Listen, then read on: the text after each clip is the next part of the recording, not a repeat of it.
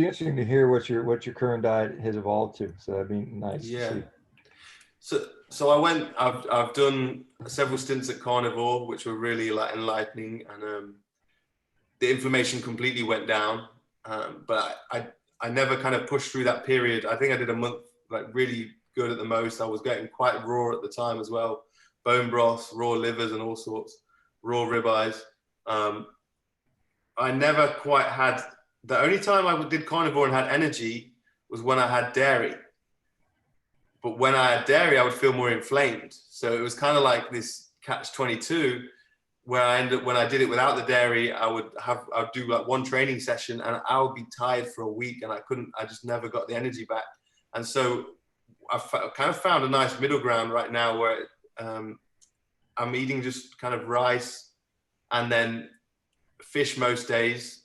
And then I'll have, buy venison mince. There's a shop that sells venison mince. So I have that kind of one pack of that and it lasts about 2 or 3 meals around when I do like my biggest weight session. So I have the mince around that. And the rest of the time I'm just eating kind of wild salmon, trout, cod, and rice and literally shrimp, sometimes shrimp. And I literally put peas in the rice, start to cook that. Towards the end, I put the fish in and then sometimes I'll stir in some eggs and it's like an eggy rice with the salmon. Cut some avocado on it and that's it. And then I eat chestnuts now as my dessert. And that's kind of like when my body feels best at that. I'm, certainly, we're not used to not having carbs, it definitely energy can be an issue for people early on with carnivore. And sometimes it's a matter of just upping the total caloric intake, upping the fats. But regardless, you find out what works for you. Huh? Wait a minute. Wait. You're going to tell me that you're just going to gloss over that? Maybe you should just eat some more calories? What?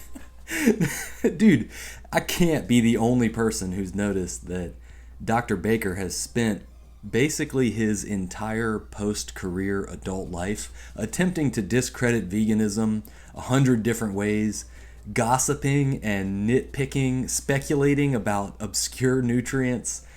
And then when Tim Shieff fails on a carnivore diet in a way that sounds ridiculous, like trying to work out and being immobile for a week or unable to recover hurt for a week after a light workout when you're on the carnivore diet, having no energy, eating nothing but meat, Dr. Baker is like, yeah, man, maybe you should just eat some more calories or increase your fat. Like, what?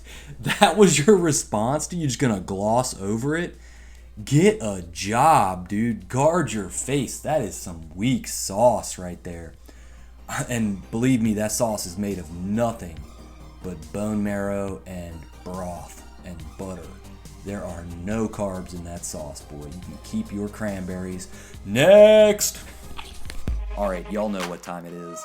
Red Pill Vegan. Next.